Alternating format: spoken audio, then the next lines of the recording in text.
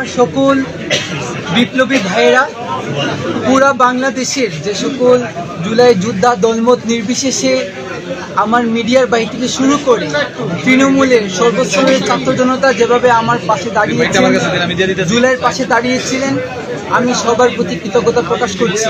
আমি এই ঋণ কখন শোধ করতে পারবো না।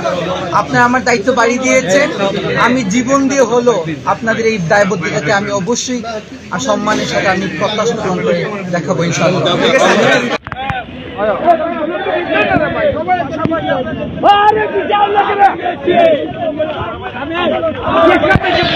ঠিক আছে।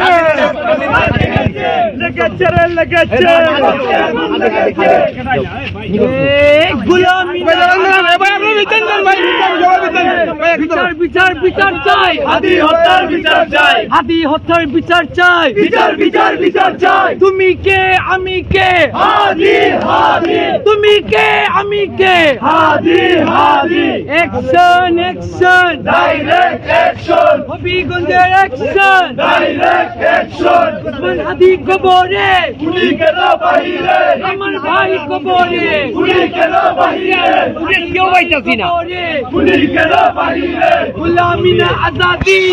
আইনি প্রক্রিয়ার মাধ্যমে তাকে জামিন করে নিয়ে আসছে, এতটুকুই আমাদের কথা।